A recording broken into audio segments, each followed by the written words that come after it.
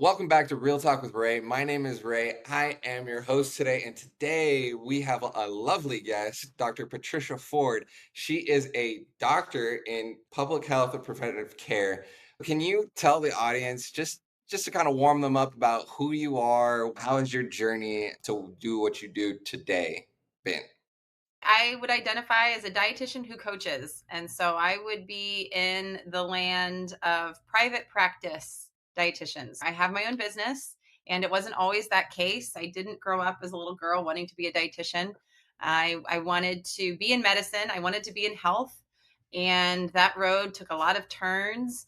And I landed really helping people initially in the movement space. I was a trainer. I helped run a few gyms. I really thought I was going to be in the physical therapy space.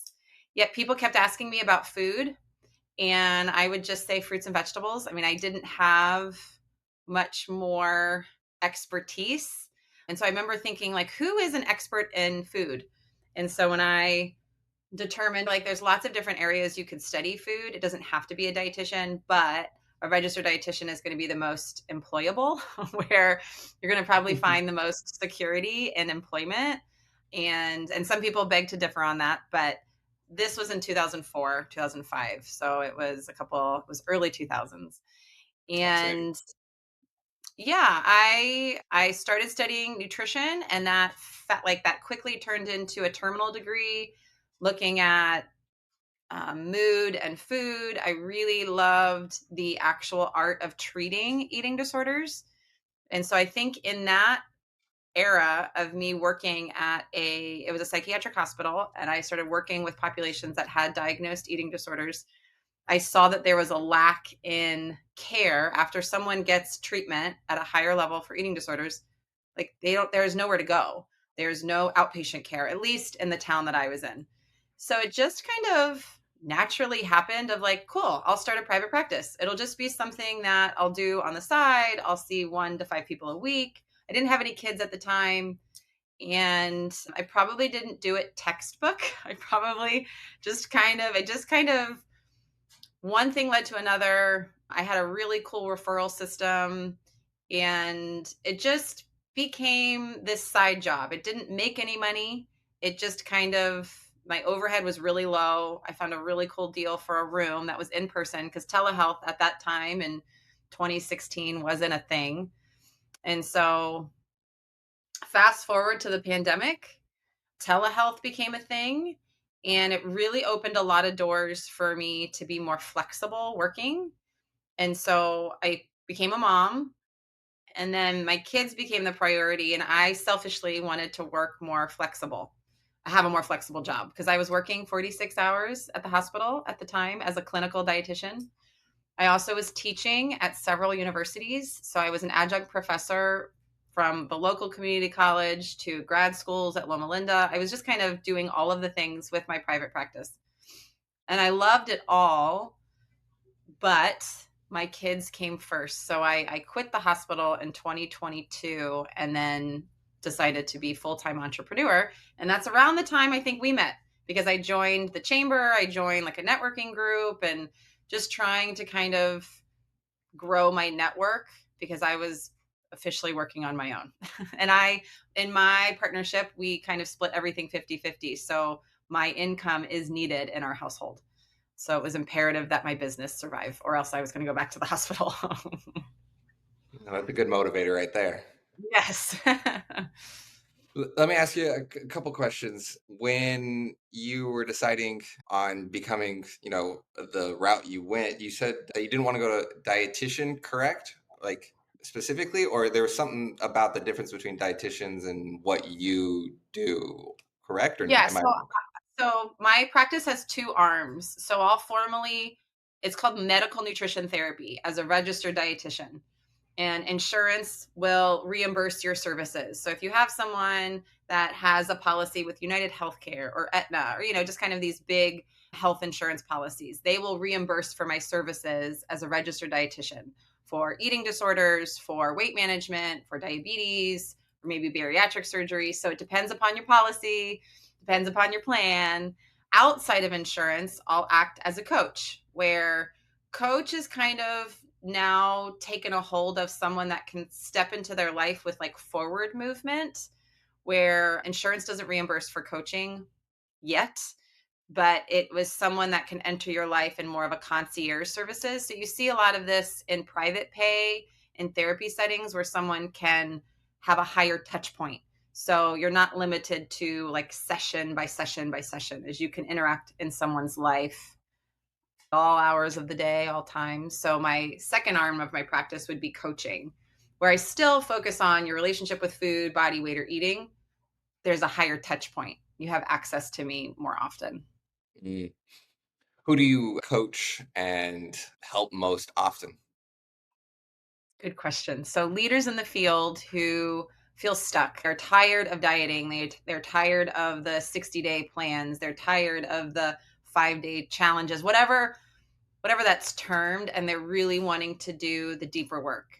The deeper work doesn't necessarily mean like um, people always think of therapy, but it's looking at the body, looking at the somatic response, looking at your nervous system, kind of taking your health from a different perspective. It's typically much easier than people think, but it takes a little bit more vulnerability. Someone who is willing to kind of say, you know what, I'm sick of diets that don't work and I'm sick of not being heard. I really want to kind of look at my health from a new perspective. So typically they're leaders in their field. And I mean, women who are a leader of their household, people who do own their business and are struggling with their health. It's kind of like the skeleton in the closet they don't really want to talk about. So it's not really a sexy sale, but it's, I'm struggling with my weight. I'm struggling with my gut. I'm struggling with, menopause, perimenopause. Sometimes men in their mid 40s, 50s are just kind of sick of doing the diets and they just want to try something different. It sounds like you get a lot of people could probably lead into talks about, their past, their traumas or anything like that. Does that does that Yeah. I happen mean, your often or story matters. So your story matters. A lot of people think, I don't want to talk about the past. So it's like, okay, well, let's not talk about it. So we'll move forward. A big sign that someone would benefit from my services is I know what to do, I just don't do it. So, okay, well, let's talk about it. If you know what to do, then what's getting in the way? And typically that's thought patterns or it's your belief system or it's emotions. So, it's willing to kind of have some introspection, but there is people that want to do that. But again, it's not the sexy sale. right. Yeah. I mean, thought patterns and changing your what you say to yourself that relates to food doesn't seem like a very easy journey. And what are some of like the top, maybe like top three or so challenges that people typically have when they're trying to change that story or their relationship with Yeah. food? A good question. So a lot of times I'll talk to people about their primary motivation, like what is motivating them to eat the apple? What's motivating them to cook the quinoa? And if they're using language or having thoughts as I have to do it, I should be doing this, I must do this, that comes from a very fear-based motivation or sometimes we call obligatory thinking. And a lot of times people will say I have to go see the dietitian, I have to lose weight, and they're coming from that drive, typically going to burn out. They'll typically want a cheat day or they'll want I'm just not doing the diet right now. I've fallen off the wagon. So we'll want to shift to more of I get to be doing this. I'm choosing to wake up at 4 a.m. and go to the gym. I want to eat servings of fruits and vegetables a day. So kind of shifting that language does make a big difference. And I know you and I've talked about this before because it does. That energy is totally different and everything is energy. So when you're coming of, I get to talk with Raymond today versus I said I would do this, I have to hop on. That's way different. So that would be a big thought pattern, as we call that, like the obligation cycle. Yeah, it's a very powerful, it seems very small, but it's very powerful shift of framework. But how do you like, I mean, those who are listening, it's like, oh, I have to, I get to, like, is there any way you help people just like really understand the shift? Like, I think there's always head knowledge, then there's like heart knowledge, like where you feel Hmm. it and you know it. So I call these blind spots. So I cannot be my own Like I couldn't do my own coaching. I can't coach myself. I can't be my own dietitian. I can't be my own person. I need someone else to help me with my blind spots. So that would be a mentorship, or as entrepreneurs, typically we have business coaches or life coaches or whatever you want to call it. Um, so when I run into people that are like, I don't need that, I can do it on my own, I would say, oh, interesting. Like that's a trauma response, living in isolation. I don't like we are connected human beings. And so the wisest of the wisest people in the world have mentors, have people to help them with their blind spots. So a lot of times we don't know that we're thinking that. It's hidden. It's in our peripheral blind spot. So I can talk about this in a podcast and it might give someone some awareness. But when you're working with someone one on one, they'll say, did you notice what you just said? Did you notice how your energy shifted when we're talking about this? And you'll say, what? No, because I can't see it. So a lot of times when I'm working with my private coach, they'll say, Patty, you just started talking super fast. What's happening? And I'm like, what? I didn't know that I was doing that. Right. And so he'll help me my blind spots. So I think even when you and I were talking, that was a long time ago. It was like, hey, did you notice the language that you're using around this? It's like it feels like someone's calling you out, but in a loving, safe, trusting relationship. It doesn't feel like you're exposed, but it can be. It's being in the hot seat. So that is the only way, if you're stuck, that you will grow, is uncovering some of these hot seats, covering some of these blind spots that you don't know that are there. How you explain it as the hot seat, because it does feel like the hot seat, like you've been caught, like, you know, It does. 100%. And like my girlfriend and I, we are each other's blind spot catchers, and you put each other in the hot seat. We've both gone through some trainings to help each other, coach each other. So Mm. it does help, but we're not experts in certain areas for coaching. We just know what we don't like about what the other person's doing, and we try to respect that. Um, I'm sure you're totally right when people don't know what they're doing all the time. I think it's like what most of what we do is automatic, habitual. I actually just talked to my dad the other day, yesterday or something like that, and I was asking him what was my like tendencies as a child. Mm. I wasn't expecting what he was gonna say. What do you say?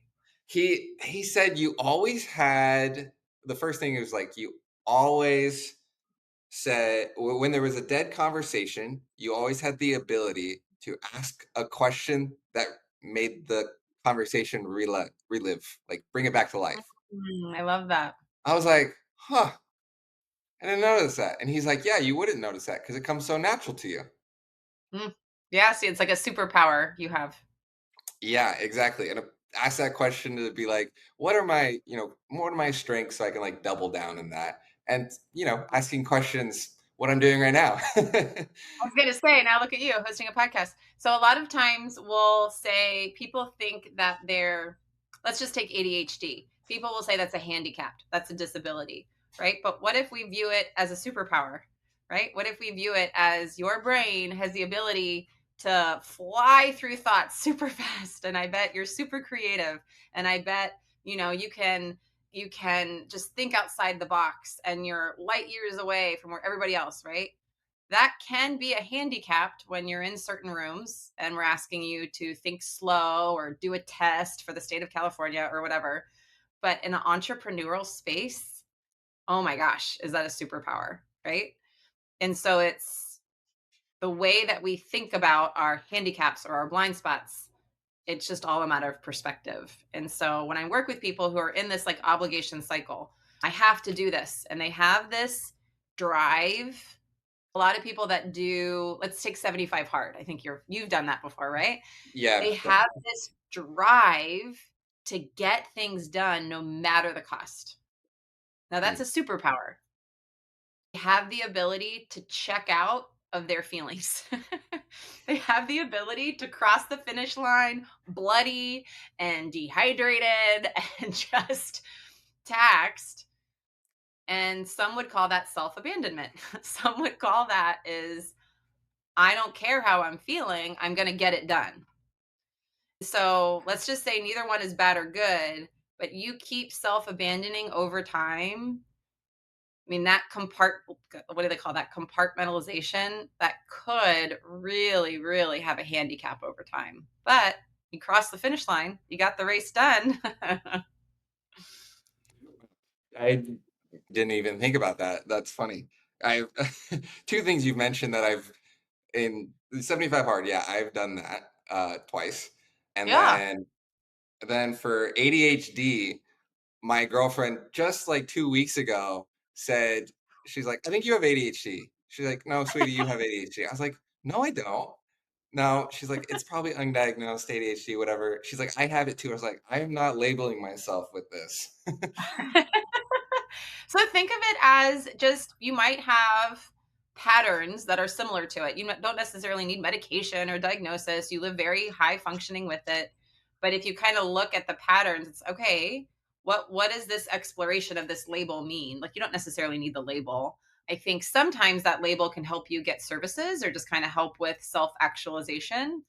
I think more people have it than we give credit for, but it can be super debilitating when you're in spaces that are expecting neurotypical patterns, right?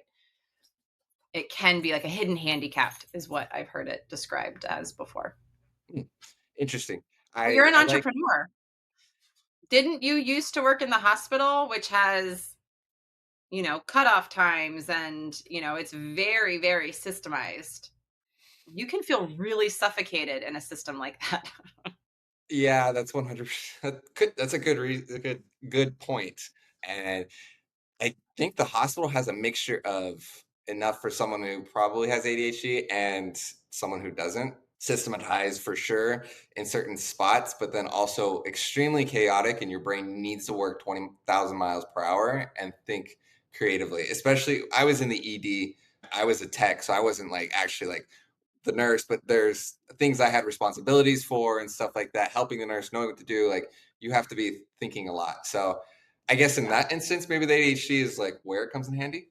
So, Yes, and so just your ability to respond to the chaos, like you thrived in that. mhm, So I have a son who has I'm around ADHD people all the time. And mm, so the chaos is actually really calming for them. The chaos is really comforting because their brain is that's how their brain is. And so the busyness and the my husband, and he would be okay with me sharing this, he has every TV on, music going, the game on, this on, and he like thrives in it. mm, It's comforting for him. And for me, at the end of the day, I just want pure silence.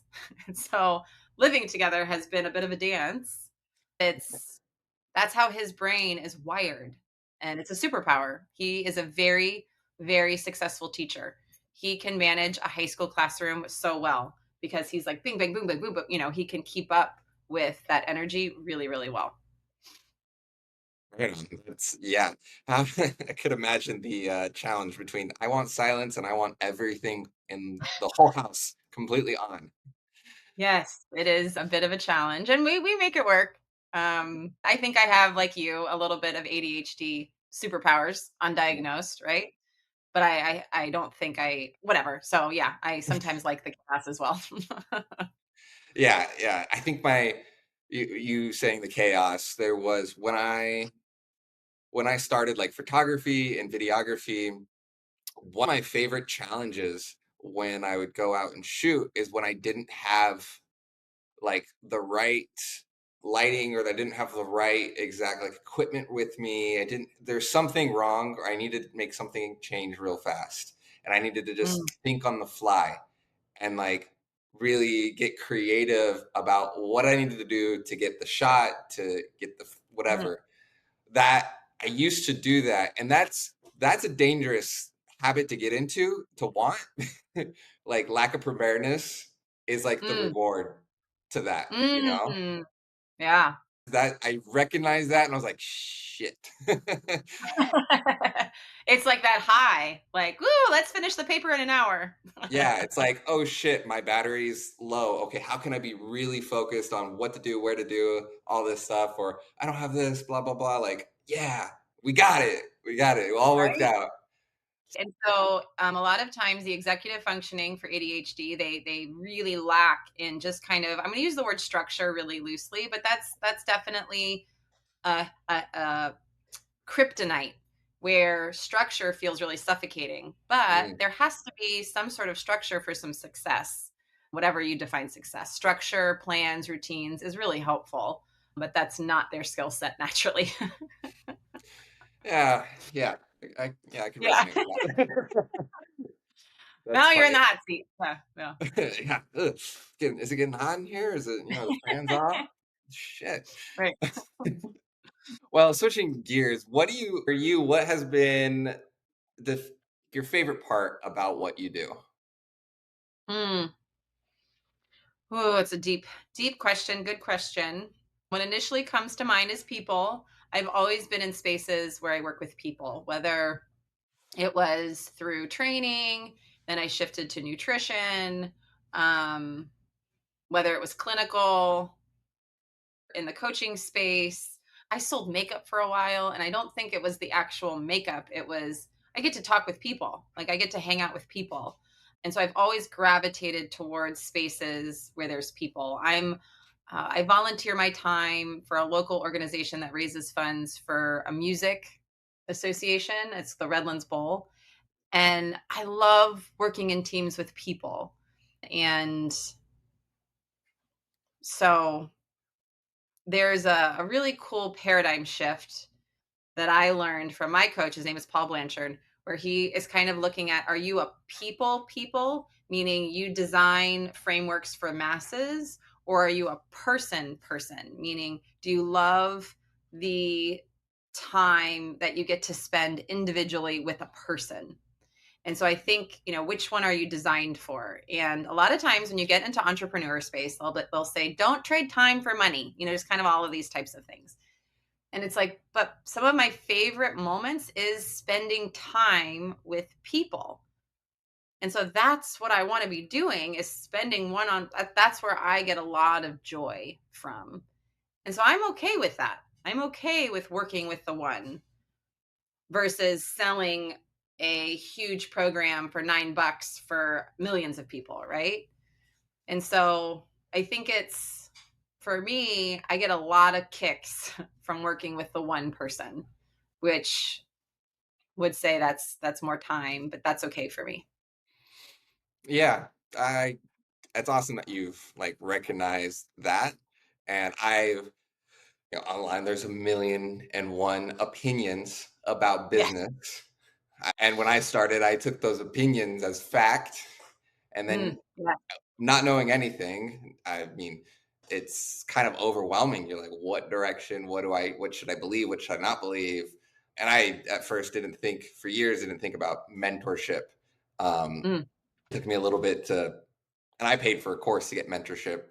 But it worked. It led me down a route, but not to go down the rabbit hole. But I think it's lovely that you found something that brings you joy, mm, because I starting to truly understand more about like why I'm doing this podcast is like where your time goes that you enjoy the most gives you more fulfillment, making the thing easier to do. And it's like you're not working, mm. but you are. Yeah, I think that's also the trusting in that. And it's crazy to me.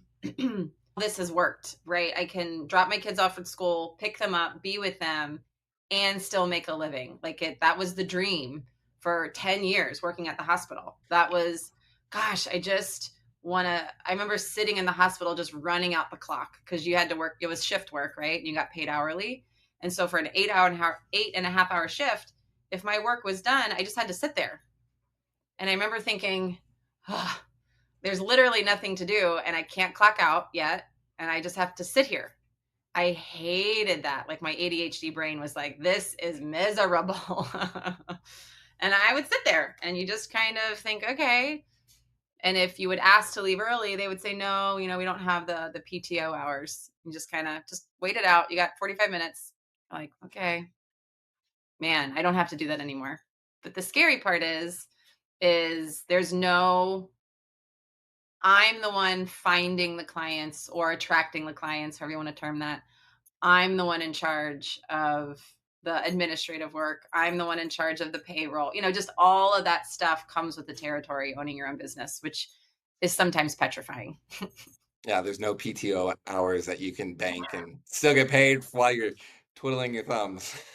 No, no. And so there does come with it, you start to figure out, how can I be in front of people, not be in front of them? Whether that be like, I have a newsletter that's free, I have a YouTube channel, I have social media, which is not and by any means huge or creating any sort of funds.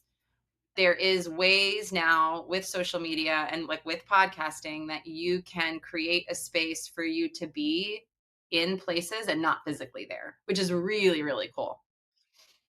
Yeah, it's something I've been preaching forever. I love that. I used to say that I was kind of like a clone maker, right? With video Yes. content. It's like, how would you like if you could make a perfect clone of yourself that sells you day and night, Yes. 24/7? Those channels that you just talked about are perfect ways to distribute yourself so you could be on vacation. And you said you're not making money with it, but you're not making money with it yet. You'll Right. Yeah. you'll So crack the the code. goal, yeah, the goal would be to grow an audience, and we're almost done. We're in the final. I feel like a broken record. We're finishing up the publication for our book. It's called Your Story with Food, and the focus of the book is conversations and considerations about your relationship with food and health. And there's no prescription in the book. It's truly to help you with conversations to explore. And so I love it so much because a lot of times in the diet space, there's a prescription that's given, or there's something that you have to do, which is good. I think plans are good. But I do really think what comes with transformation is the conversation, the connection with yourself, to yourself. And then the plans just kind of come naturally with maybe guidance or whatever. Like 75 Hard, I think that can be really, really powerful if you're willing to connect with yourself through it. I think it can also be a bypass to ignore the heck out of yourself for 75 days. So I think it could be powerful when used wisely. Anyway, I keep going down a rabbit hole. The book is a way for me to get information into spaces that I can't go naturally, right? To grow my business, right? To grow and get more conversations around health and food. So ultimately people can heal if they're struggling. Yeah, and a book is probably one of the best ways to just get your expertise out there, right? Yeah, hopefully. Yeah, Hopefully that's the goal. talk to me more about this book. When did you first start the book? When is it supposed to be released? Yeah, so we're sending back hopefully the final edits this Friday. So we have a publisher. It's Yorkshire Publishing out of Tulsa, Oklahoma. And so we're sending back, if anyone's ever published a book, it is a whole entity. It's a whole business. And we went back and forth between self-publishing, Amazon, publisher, but we really decided we wanted to be like we wanted to feel pristine with it, kind of like, yes, this is not that self-publishing isn't, but we wanted the full experience. And so we hired a publisher. We're also have a hired illustrator. To The book is meant to live on coffee table. And a lot of times when you have a book about food with weight loss or weight management or whatever, eating disorder work, you don't really want to have it around. Like, you don't want people to know that you have it. So it's hidden. We wanted a book to kind of sit on a coffee table that is just something like 101 facts about food. But in the book is conversation or questions like, if your plate could talk, what would your plate say about you today? Hmm. You think, huh, well, that's an interesting question. Like, if I asked myself that today, it would say, I miss you. Like, where are you? You haven't sat down and had a really nice meal with me in a couple days. And so it's okay. Yeah, I haven't sat down. Well, last night we did, but it was a paper plate, right? Like, I haven't sat down with a nice china set plate in a minute. And that just speaks to my busy lifestyle right now. Or does it speak to, I'm not making the time to do that? So it just makes you kind of have some introspection, which brings it to your frontal cortex. which awareness is huge in any sort of behavior change. So there's lots of these questions that just give you something to chew on. This book germinated, I think, in 2021, 2022. I have a co-author. His name is Dr. Doug Richards. He's a retired physician from Kaiser who worked in addiction medicine for his almost his entire career. But he also has training in preventive care. So we share a lot of similar love for health and nutrition and conversation. And he has spent a huge amount of his career in really sacred spaces with people battling addiction. So we have kind of similar crossover where I've been in sacred spaces with people with eating disorders. So it's just really vulnerable space.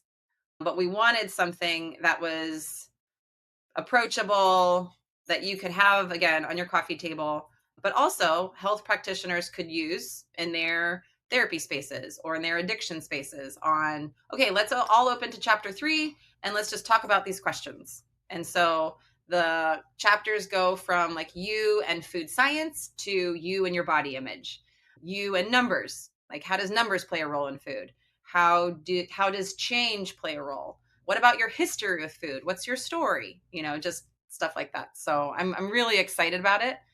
Hopefully, if we send the edits in, once they're accepted, it's 6 months till like it goes through typesetting.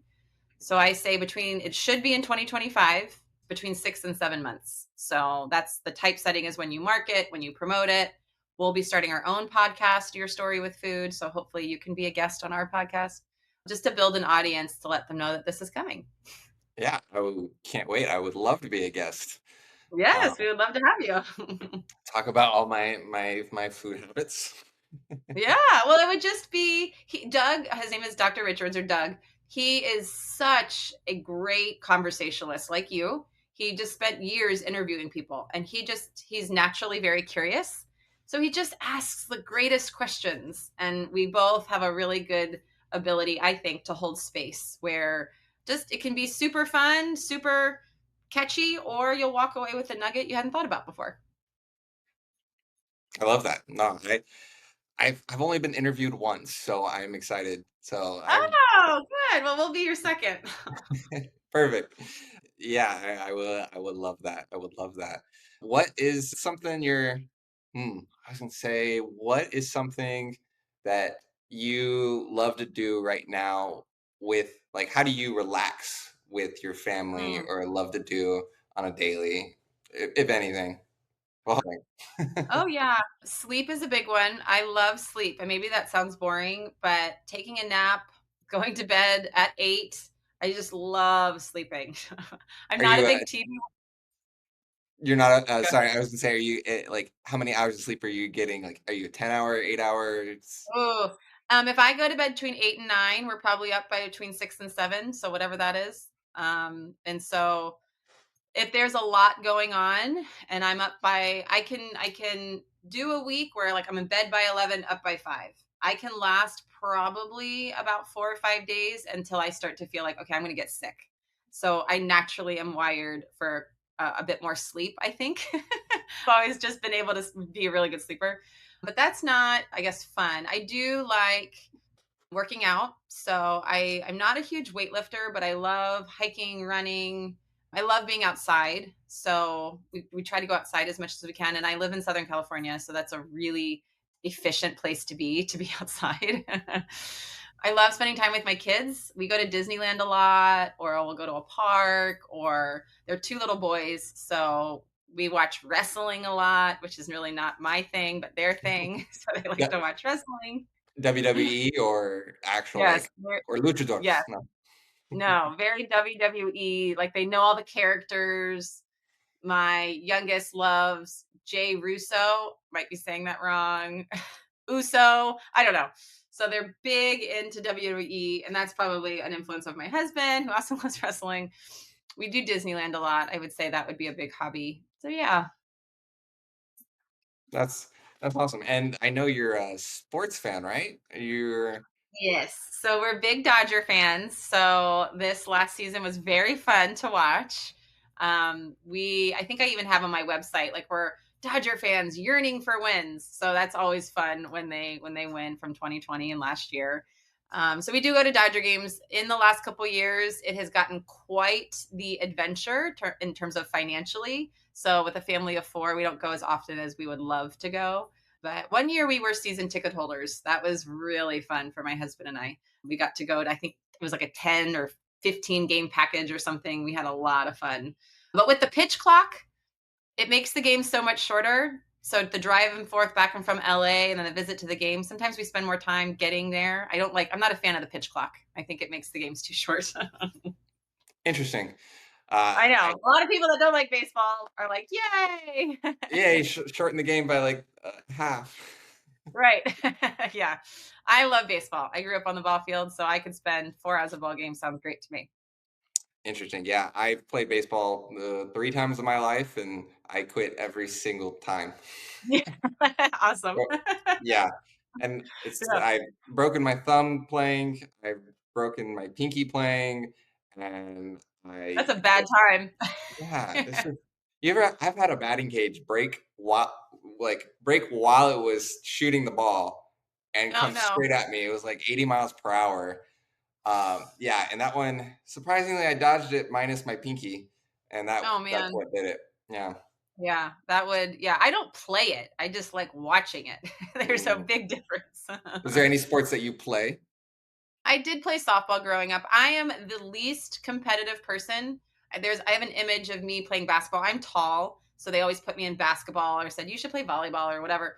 And so I was the forward and I was dribbling. And I remember this girl, I was 10, came running at me to get the ball. And I was like, whoa. And I put my hands up. I thought she wants it way more than I do. And that's a really good visual of how I play. That's fine. Yeah, no, no, no. You can have that. I don't want to deal with that. Yeah, Yeah. yeah. You're good. I'm good. That's funny. That's funny. No, Yeah. I'm a competitive person Yeah, until I that's feel awesome. like my head's gonna get hurt, and then I'm like, I like my head. Yeah. Yeah, that's good. Smart. um, yeah, I find the brain very powerful and very impressive. Yes. What for you can hmm, what's something that people, commonly mistake you for or don't Mm. understand about like industry, about how food, works with, weight loss? I know we Yeah. haven't even talked too much about weight loss, but Yeah. it's a big topic. That's a good question. I think the conversation about health and weight has changed since I started in the industry. I think a lot of misconception, and people have probably heard this before, is dietitians are the food police, where, it's I only eat quinoa or I only eat steak or whatever kind of diet plan they're on. They'll project, oh, she probably eats perfect or she doesn't drink beer or whatever. There's this projection of how I am with food. Um, and even when I meet people the first time and at a networking event or something, and they'll say, "Oh, what do you do?" And I'll mention I'm a dietitian. They get really self conscious if they're having like a donut or something. And it's, hey, like I have the ability to turn that part of my brain off, and I am typically not judging or thinking anything of the sort. It's kind of like, a finance guy probably doesn't care a lick about your finances. He just is used to the numbers all the time, right? And so I think the misconception is that I morally judge food, I guess, Mm. where I love I mean, I eat pretty healthy, I think, or else I think if I didn't eat healthy, that I would be in the wrong field. But healthy being, I'm able to have pizza and nachos, and then I do make an intention to have vegetables and fruits. I was coming down with a bug last week, and I was really intentional to have way more, fruits and vegetables than I typically do. Really minimize refined sugar intake. Really kind of minimize junk food, whatever people label junk food, all different things. But so I do have a real personal interest in keeping myself as healthy as possible, but I also am not one to turn nachos is one of my favorite foods. I love the fake cheese. I love like going to a Dodger game and getting that stuff. So Mm, I think there comes with the territory maybe that like there's this expectation of a plan that I would prescribe, and that's mm, what I think makes my practice a little different, as I don't have this perfect plan that I think everyone should have. I don't have a supplement that I'm going to sell you. I don't have a protein powder that like think is like the God's gift to humanity. I don't subscribe to a pill, potion, or program, but I do have a program that I think will help you understand your body more. And if you wanted me to help you design macros or food groups, I can do that. But it's if you were to look at like my medical record system, every single person has a different plan. There's not one thing that everyone subscribes to from my practice. mm. Maybe water. I'll tell everyone to drink more water, but that might be about it. Quite fascinating. So, in your experience, this might be a loaded question. Um, is there such thing as a well? I was gonna say, is there loaded question? Is there such thing as a perfect diet? Yeah. The short answer I would say is no. I think a lot of times in health, there is this idea that we're not going to die. There's this idea that we're not going to get disease. There's this fight against the reality that there's one thing that is common, two things that are common between you and me, Ray, is I know you have to eat and I know you're going to die. How my 5 year old, he's now 5, he knows his birthday, but then he asked me, I don't know, a couple weeks ago, Mom, when am I going to die? Like it was just this really like, I know my birthday, but when am I going to go to heaven or when am I going to die or kind of whatever he kind of said. And I thought, I don't know. And he kind of went, really? Like it was just his little brain was figuring out like how come I don't know that? Like it was just this really innocent exploration, and I don't know what we ended up talking about. He's 5, so Wow, that's really deep question. that's it. Yeah, I was about to say that's the deepest question I've heard from a 5-year-old. Right. I think he was just kind of looking for. He knows when he goes to school. He knows when he has his amazing athletes on Wednesdays. So he was just kind of, well, when's that going to happen? um, Wow. and so Mm, I think when people are looking for this idea of perfect, they're expecting this outcome of if I eat perfect, then I'll be perfect and I can avoid pain. And that doesn't exist. So I think there can be an optimal way to eat, but that might change in 5 years. mm, So in 5 years, you'll be 5 years older and the body is older. And so your needs will change. Your needs are different now than when you were 5, than you were 10, than you were 15. And science is ever evolving. We know more now than we did 5 years ago, or we know what we tried 5 years ago actually was not a good idea. But that's the beauty of science. Or people will say that's the worst part of science because we try things and they don't work. And then in hindsight, it's 2020. So, yeah, I do think there are diets that have been shown through research, evidence based research, that populations engage in that live longer. So I think the question would be, what would be the outcome that you're looking for? When so people say, "What's the perfect diet?" I would say, "For what? Like, what's the outcome that you're looking for?" And some people would say weight loss. Some people would say anti-aging. Some people would say perimenopause. So I think you have to kind of ask what's the motive behind the question, not to psychoanalyze it, but to understand what they're looking for. right. Know the direction, then you can know the diet. Yeah. Like if someone's an athlete and I want to build more muscle, that's a way different conversation than someone who wants to lose 200 pounds. It's a totally different framework. All right. 100%. As someone who's trying to gain weight, I totally understand that. I get sick of Yeah, food. I get sick of food because I'm eating so much.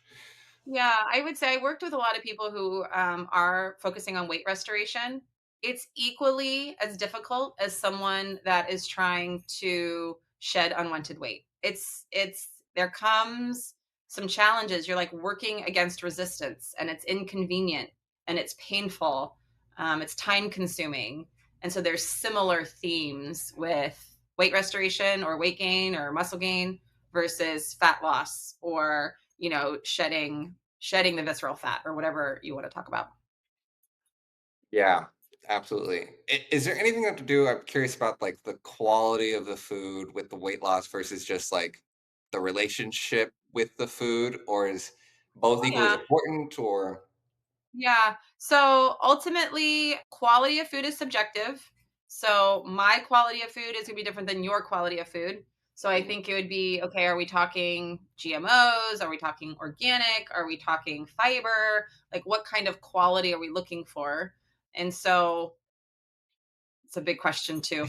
Fiber is really the unsung hero to date. We're in 2025. I think a lot of our American food supply, because we're in the United States, a lot of our American food supply has lacking fiber. So 70% of our American food is ultra processed, and ultra processed foods does have a definition. So it would be things that you can't recreate in your kitchen. So you really can't recreate a Dorito. You can't really recreate Fruit Loops. Like, I'm not picking on these foods specifically or have any Mhm. alignment with any sort of Kellogg's or any or This is not Frito-Lay, whatever. this is not sponsored by the enemy. No. A lot of the food industry, those big name food industries, they create food that I can't create on my own. Those would be ultra processed. A lot of our food supply is ultra processed. A lot of those foods are lacking fiber. That began in the 1950s. We started to see a boom in the creation of food. What happened in the 1950s? We're post war. So, post war, we needed jobs, we needed more access to food. Food industry kind of took off. And then in the 80s, we saw a change in business where you could own stock, you could have share in these big name companies. So, how do you show growth in companies? Is you want to show profit. So, how do you increase profit? You have to cut costs. The ingredients in these foods, they needed to cut costs. So, they used things that were cheaper, like high fructose corn syrup. So, when you use high fructose corn syrup, you have more profits. A lot of the conversation in the 50s, 60s, 70s, 80s is we don't know what's going to happen to our health. Like, we live in a commercialized society where we idealize and emphasize profit over health. And I think that conversation is now being exposed of, okay, well, what is happening to our health?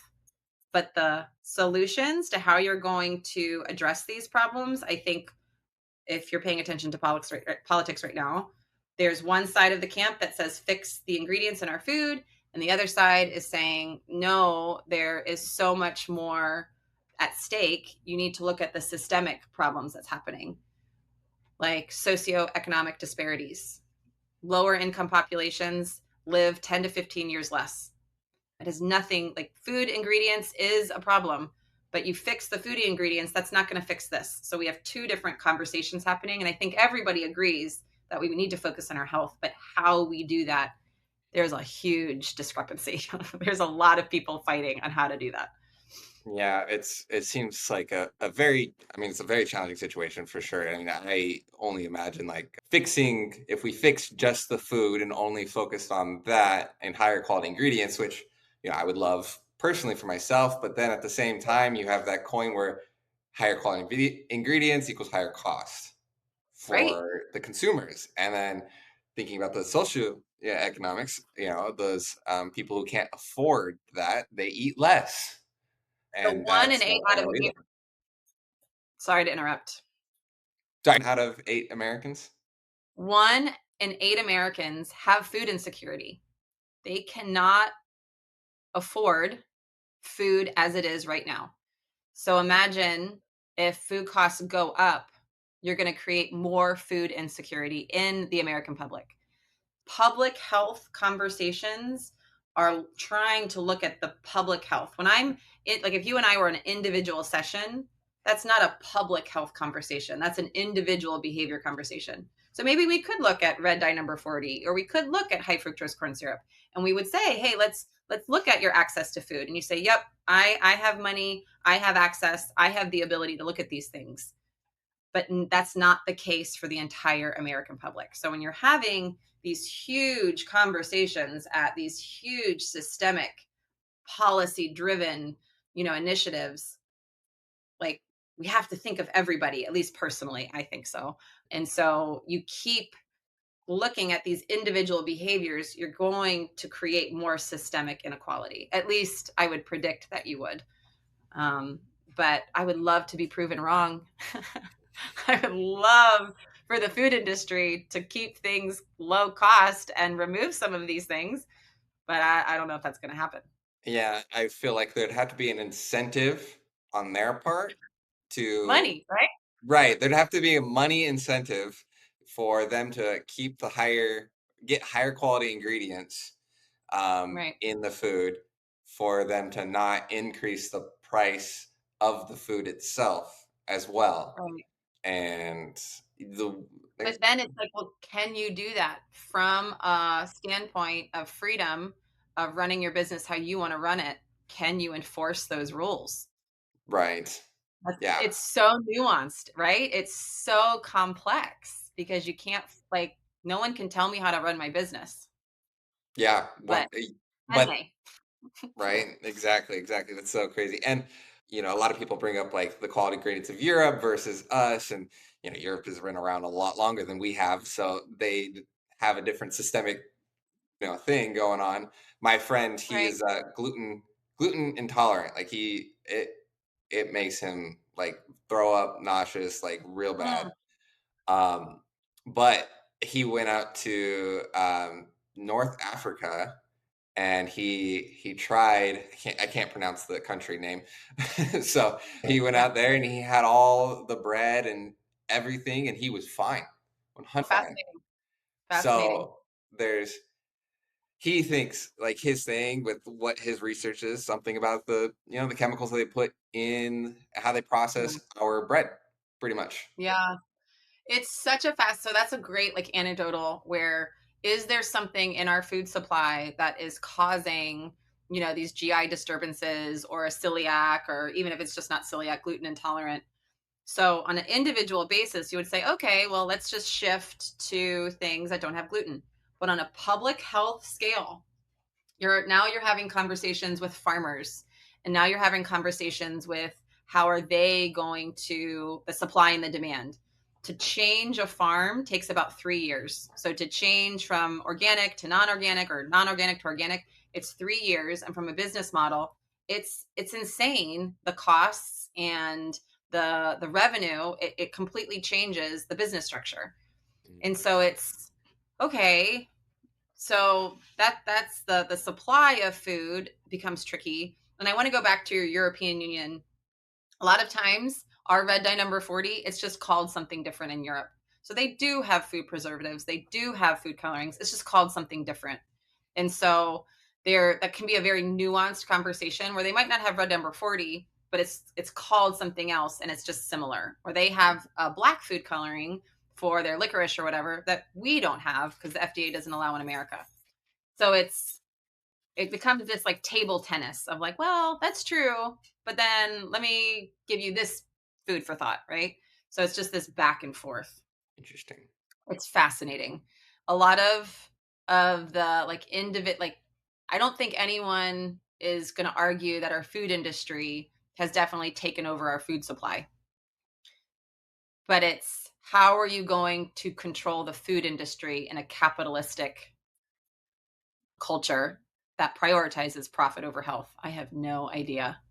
I can't wait to see how they figure this out.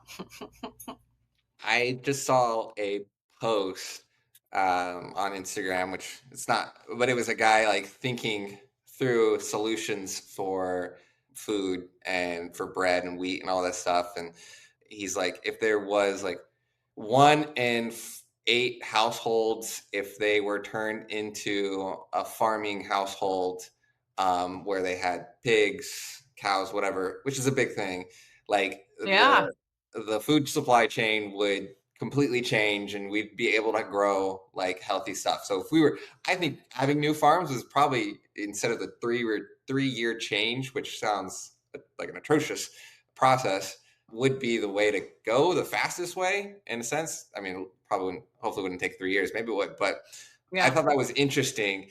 But there would need to be an incentive for the US to help people do that, or people to do that in a sense, to Yeah. get that running Well, and then then my question would be like our farm, we supply a ton of exports mm, to countries around the world, which I know is another conversation, but that's a huge change in relationships to the world. Like we export a ton of things like wheat, and I can't remember off the top of my head. There's a really good book that I dove into probably last 3 months, maybe.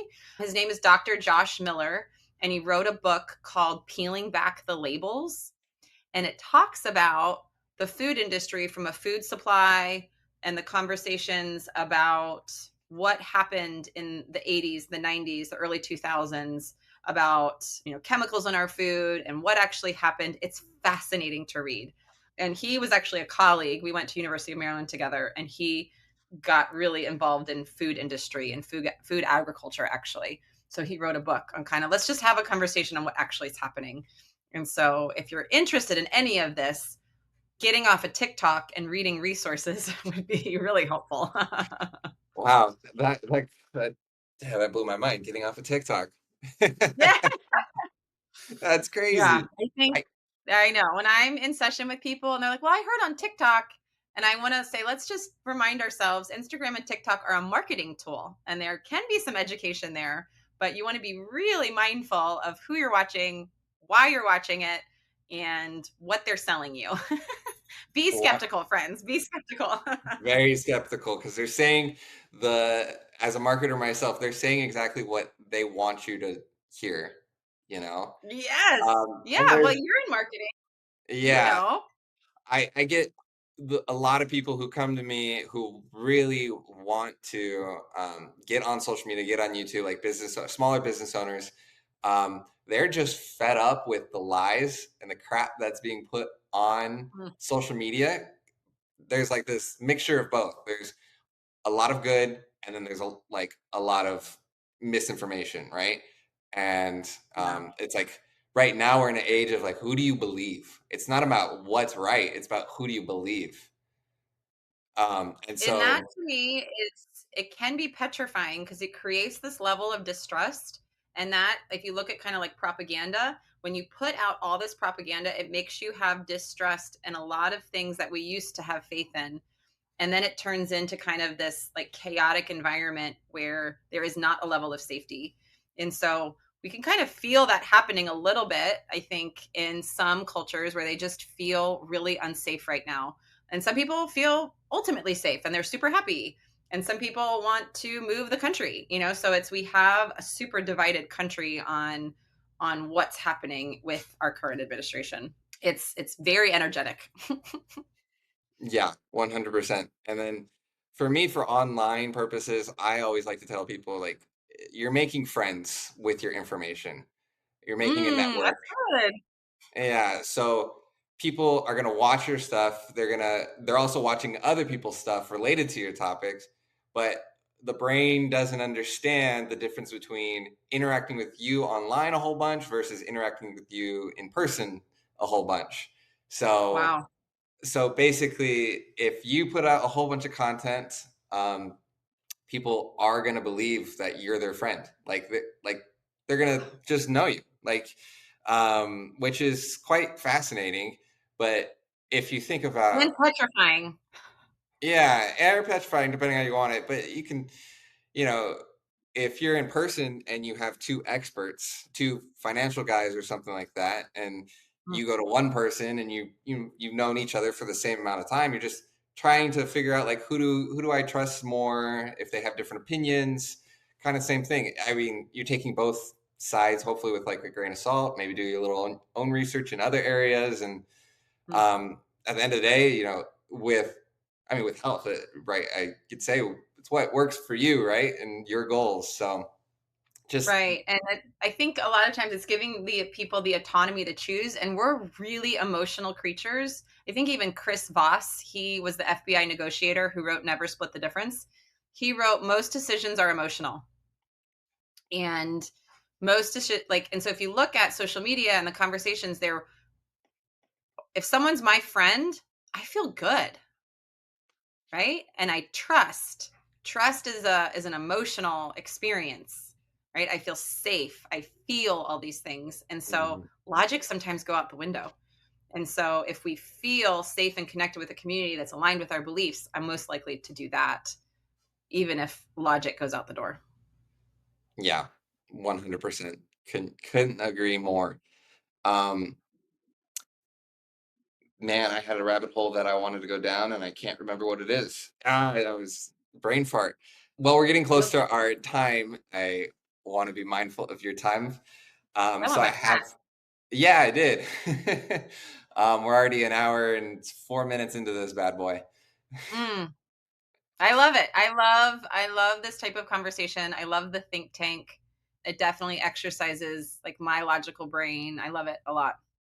Same. It challenges me and it makes me think in different ways. Um, Mm. Man, I really had a question about, oh, it was something around the FDA. We'll have to get into that topic later. Oh, natural That could be flavors. a fun Natural, topic. real quick, natural flavors. I was once told that natural Mm, flavors is just like a whole bunch of chemical stuff. It's actually not like beneficial for the body. I was reading all these, like, I was reading labels and I'm like, there's a lot of things that just say natural flavors. And then you Google up what natural flavors is, and there's like yeah. no information on what they put in natural flavors. I don't know if you know anything about that or. Yeah. So a lot of times our food labeling has changed from 50s, 60s, 70s, 80s to now we're in 2025. It has changed quite a bit where in the early 80s or 90s, they could just say natural flavoring and it could encompass like 100 ingredients. And don't quote exactly on this. I would need to look up a really Mhm, good reference. This is something you want to deep dive in is Marion Nestle. She wrote a book called Food Politics. She has since evolved. She has a newsletter. I'm not sure if she has a podcast. She might, but natural flavoring can include things that are derived from sources like vegetables or herbs or spices. And so it could include, and I'm just kind of looking some up as we're talking, mhm. essential oils, but it also can include like fermentation products. So it could include so many different types of things, whether they're natural or whether they're derived to imitate the natural thing would be, I guess, up to the FDA and then up to how they're going to label it. And so this is where people want to have more transparency with it. And then I've heard even my son, he's 10 years old and he came back from gym class and he goes, "Mom, if you look on the ingredient list and there's things that I can't pronounce, it's so bad for you." I was like, "Okay, yeah, I've heard this before." I was like, "But what if there's a preservative in there to keep the fat from going bad?" That is a way for us to have bread that the fat isn't going to go rancid and get you sick, but it's a preservative that actually is going to keep your bread just from staying a little bit fresh longer because we live in a society where I'm not going to make your bread every day. There are people are saying, "Well, you should make your bread every day." It's like, "Okay, but I'm not." So, it's kind of this Mm, conversation of we used to do that and there are cultures around the world that do make their bread every day. But that is going to change how we work. That is going to change how we travel. That is going to change so many things because I'm not going to make time to do that. I'm working with people in my office. So it's so convoluted. Now we're talking about demands of life from natural flavoring. no, it's fine. So right, to answer the question, should I avoid them? That's going to be a really personalized question because I would say, okay, what are you trying to avoid? What's the outcome you're trying to avoid? Is it going to cause an early death? Most likely, no. Listeria or Ebola or things that are food poisoning would cause an early death. A natural flavoring most likely is not going to. And Yeah. then people say, oh, it's going to cause Alzheimer's. It's going to cause this. And I would say, oh, that's a really hard thing to prove. But I've talked with people who then say, yeah, but that's what I'm convinced that's what killed my so and so. And Mm, then we're back into the emotional reasoning, right? It's okay. It has nothing to do with natural flavoring. It's within the grief of this family member that potentially is just causes a lot of pain for them. That's a really delicate conversation. yeah, I could definitely imagine. Well, thank you for answering my curiosity for natural flavors. I know, it's like a Pandora's box. It's like, well, I trust, and this is a personal, I do trust that our food is safe. So I've traveled around the world where the food is not safe, where Mm, I could get listeria. That will kill you. I could have water that will cause GI distress. But I can have water in my home. I live in Southern California, and it might not be there might be things in it that I might not love, but I'm not gonna die, at least not quickly. right. Yeah, I see what you mean. The safety of like life or death, right? And then Yeah. I think a lot of as we get the privilege to have that in, you know, Mm, here, the next step is the safety of like, okay, quality of safety. mhm, And and then we're there's we layers of are that too. yes, and we are privileged to have that conversation where there are people in the States that don't have privilege to have some of these conversations. Right. And so it's remembering that there are humans in our country that don't have access to that. And I think that's where a lot of public health, including myself, are trying to remember in these conversations is we have humans that don't have the same access to care that you do, and we want to remember them. At least we believe that that is our right. Some people don't believe that that's their right, which is again a different belief system. Absolutely. 100%. Okay, I'm going to hold off on all the questions that I have. We Except can for do two. round We can do two. round two. We'll have to do a round two. This is I love health. I love this type of topic. It's been something that I personally have been on a journey myself for years, and I think everyone Right. really should. But I was a little fitness junkie for a while, and still am. You But were. back in the like 10 years ago, I was like, oh, I would just look up everything, and I really wanted Yeah. to know. Yeah. But with that being said, one fun question. Yeah. If you were on an island and you Mm. could eat whatever you want, this is going to be great for the dietitian, for the doctor. Yeah. What food would you eat? You only could do one food. You'll have a six pack. Don't worry about that. You don't get tired of it. I mean, I honestly would say crabs. I love crabs, and I think island, and I love eating crabs. I grew up in Maryland, and so maybe I'm saying that right now because I don't have as access to Maryland crabs as I typically do, so I'd probably get sick of it. But I love crabs. If you're looking for like a junk food answer, I love combos. Do you know what those are? No, I don't. So Convo they're with a B. combos, COMBO.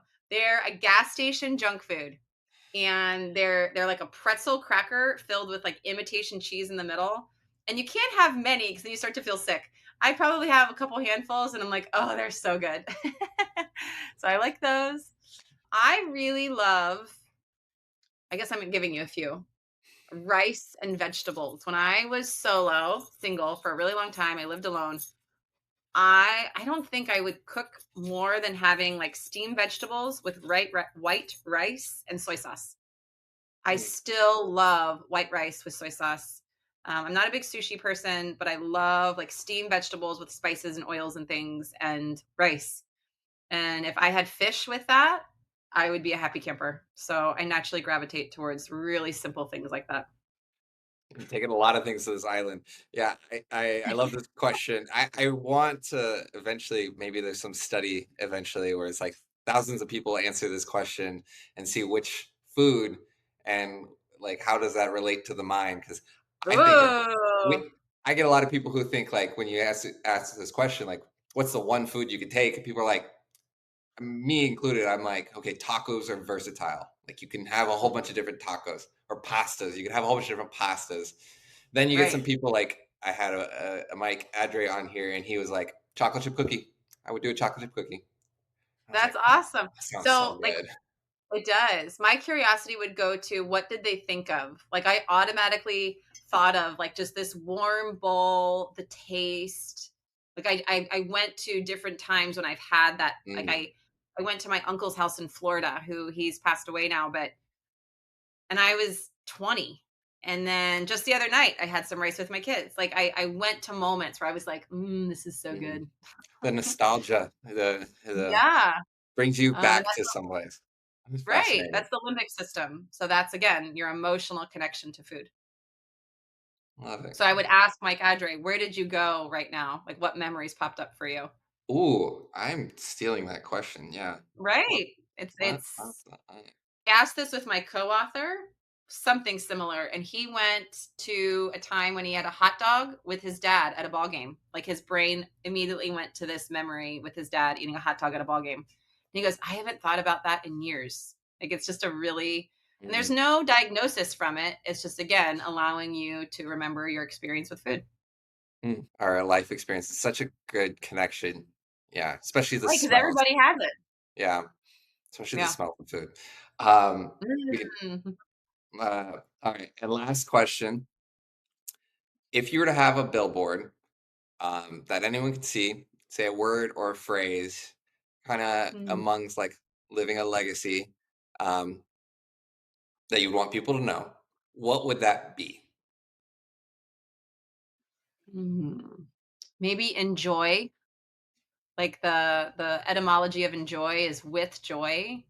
And in order to experience joy, you have to be present. So when you say like enjoy your food, there's so much meaning behind that. Being present takes a lot of work for your nervous system. One, safety, and then joy is once you are realizing like, oh, this is really fun, you're out of the moment. So joy is you're literally in the moment, you're sensing it, and like enjoy. So it could be enjoy your food, enjoy your body, enjoy your weight. Just this word enjoy. Mm, that's awesome. I never. I think more of us, if we enjoy the moments, we can being present. You can enjoy your life more. Right. I think but Mm, it's again, it takes slowing down. And you and I know in business networking, that's not encouraged. It's speed, it's the 30-second pitch, it's the close, it's the sale, it's the hustle drive. Um, that's still preached today. yeah, I think one question I've been asking myself along those lines is why? Why do I need to grow a business really large? Why does anyone really need to be in a constant state of growth? And Mm, there's, and I argue with myself as like, well, if you're not growing, you're dying in a sense. But mm, it's like, are you, or you found your priorities or something mm. like that? It's something that I've been thinking about within myself. Um, you're the Yeah. first one I've talked to about this. Yeah. Um, So I think a really and so let's question why, change the question to what or how. mm, What is happening in me? How is this allowing me to feel? Cuz why and I'm getting this from Chris Voss. This is not from my brain. But I've used it a ton in my work when I hear people saying, "Why am I doing this? Why did I do that?"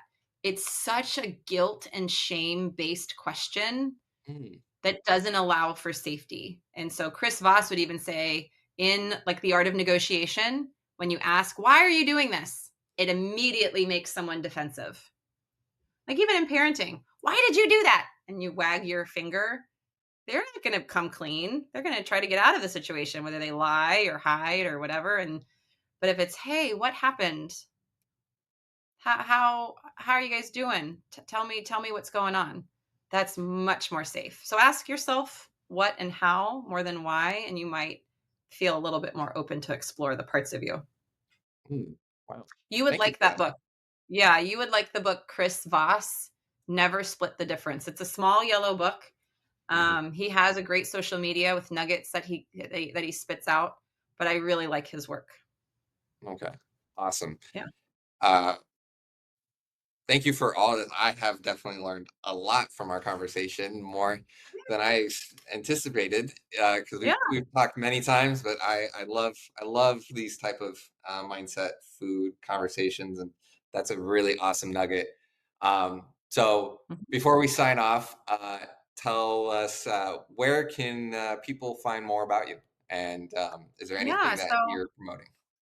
I have a free newsletter. I would say get on my email list and engage in my newsletter. It's free. I do it once a month, and then sometimes I'll send out an email if I have a new online program or something that I'm doing. I have like free text services. I have an online class, which is a bit more of an investment. But if there's something that you just kind of want to follow along and watch, I have social media. I have a YouTube. I'm pretty active on both. And that could be a way that you could just get to know me, like we talked about, where you're actually not talking to me. But if you want to take it one step farther, I do free assessments where, hey, just give me a call and let's just talk. Let's just talk on what you're looking for, how I can serve you. And then maybe we just get to know one another and let's just see if we're a good fit. I could do 1 to 2 sessions free, and then we'll kind of figure out, okay, what is the next best step? Um, there is an assessment that you can take that will look at your habits of thinking. That's free too. So all of this is on my website. I have a scheduling service that you could do. So depending on how much you want to interact, some people just want to watch for a while. And I would say the newsletter and my social media. If you're not on Facebook or Instagram, you could do YouTube. If you're not on any of those things, an email list would be the best. I love the habits um, form, like the test. Yes. I've taken it. I've actually taken it twice, um, Yeah. just for Yeah. And our fun. habits of thinking change. So you can take it for free, and then I'll get the notice that you took it, and so you'll get like an automatic response from me of please schedule. I could also reach out to you too, but if you just want to take the test and not do a debrief, you could do that too. But I would highly suggest me walking you through it because I could help you with the blind spots. But no pressure anyway. Absolutely. Yeah, I encourage everyone who's watching to follow her stuff and take that test and take her up on the offer for the actual assessment debrief. It it definitely helped myself and understanding my language, like we've mentioned in parts here. But definitely a great one-on-one approach. Coaching is by far probably an undervalued thing in our society, and definitely should be overvalued and loved. Yeah. So with that being said, thank you so much, Dr. Patty Ford. I appreciate you being here. And this has been Real Talk with Ray. And please go interact with all our stuff. And until next time, see you. Peace.